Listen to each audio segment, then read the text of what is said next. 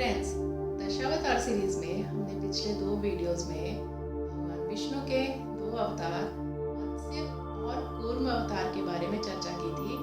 आज हम चर्चा करेंगे भगवान के तीसरे अवतार वराह अवतार के बारे में। तो चलिए हम स्टार्ट करते हैं अपनी चर्चा।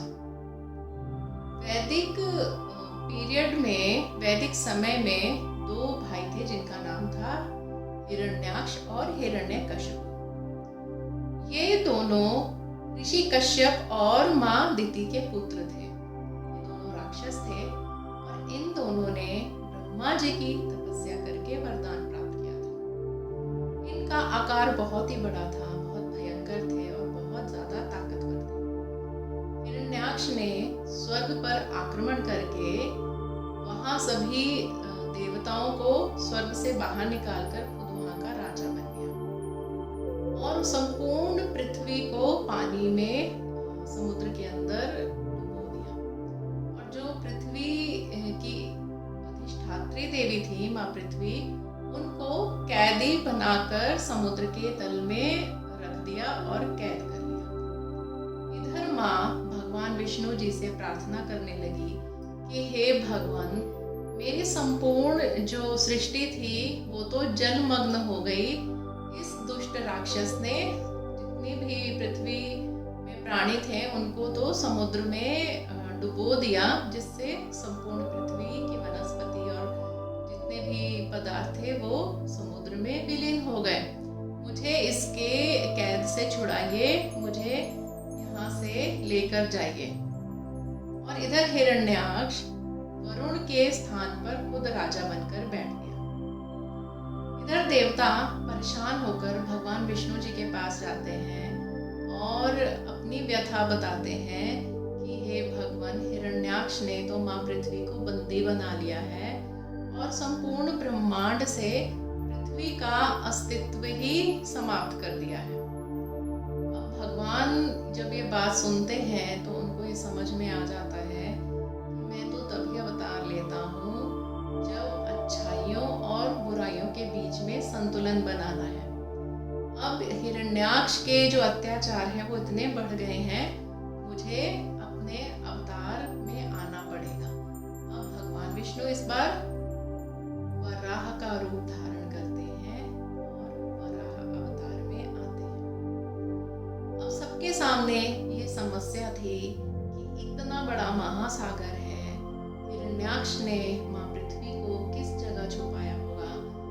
और ऐसी सूचना मिलती है कि जैसे पृथ्वी में 7 तल माने जाते हैं, पृथ्वी के जो नीचे के तल हैं वो 7 हैं, 7 लेयर्स हैं। तो हिरण्याक्ष ने माँ देवी पृथ्वी को 6ठे तल रसातल में कैद किया था। अब भगवान ने एक बड़े से महासागर के अलग अलग भाग किए। पुराणों में ऐसा वर्णन है कि जैसे आजकल हम महासागर देखते हैं और छोटे छोटे सागर देखते हैं, ऐसा कहा जाता है कि पृथ्वी को चारों तरफ से एक ही सागर ने घेरा हुआ था और उसके जो अलग अलग भाग जो हुए हैं वो बाद में हुए हैं। तो ये वर्णन है कि भगवान विष्णु जी ने पूरे महासागर के अलग अलग भाग किए ताकि माँ पृथ्वी को ढूंढने में आसानी हो।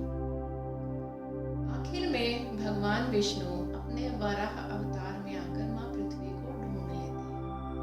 अब संपूर्ण पृथ्वी तो जल में डूबी है, समुद्र के नीचे डूबी हुई है। तो भगवान ने जो वराह का अवतार धारण किया था, संपूर्ण पृथ्वी को अपने जो बाहर के 2 दांत निकले थे उसके बीच में स्थापित किया और समुद्र से बाहर निकलना शुरू किया। इतने में हिरण्याक्ष वहां आ जाता है। क्या दिखता है कि एक बहुत ही विचित्र जानवर है, प्राणी है, जिसे उसने कभी पहले नहीं देखा है। उसने अपने बाहर निकले 2 दांतों के बीच में पृथ्वी को स्थापित किया है और वो बाहर आ रहा है। वो समझ जाता है कि ये कोई और नहीं है, ये स्वयं भगवान विष्णु है। क्योंकि भगवान विष्णु ने पहले भी जब देवताओं पर आपत्ति आई थी तब देवताओं की भगवान विष्णु ने हेल्प की थी। न हो भगवान ने ये नया रूप धारण देवताओं की हेल्प करने के लिए ही किया है। वो समझ जाता है और कहता है कि मैं जानता हूँ कि तुम कोई तभी बाहर ले जा सकते हो जब मुझे तुम युद्ध में हराओगे।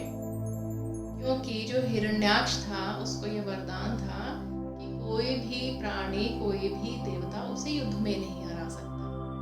लेकिन यहाँ तो भगवान ने कुछ अजीब सा, अलग सा रूप धारण किया था। ना तो वो देवता के रूप में थे, ना वो किसी और प्राणी के रूप में थे।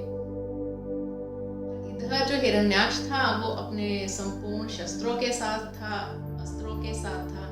लेकिन यहाँ भगवान सिर्फ अकेले अपने 2 दांतों के साथ थे।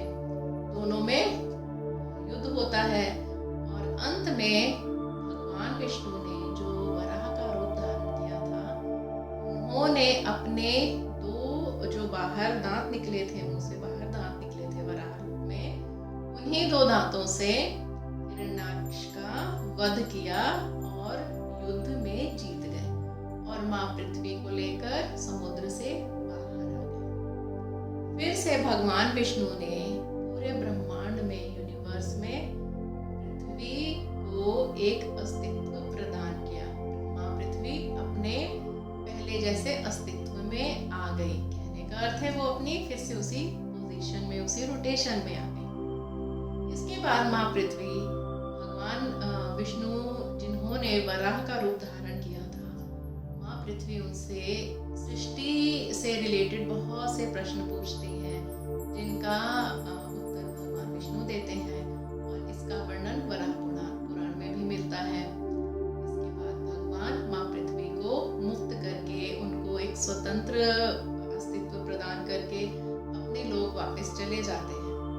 सो फ्रेंड्स, ये कथा थी भगवान विष्णु के तीसरे अवतार, वराह अवतार की। हम अगले वीडियो में चर्चा करेंगे भगवान विष्णु के अगले स्वरूप की। लेकिन हाँ, मेरा चैनल लाइक करना, सब्सक्राइब करना, शेयर करना और कमेंट करना मत भूलिएगा।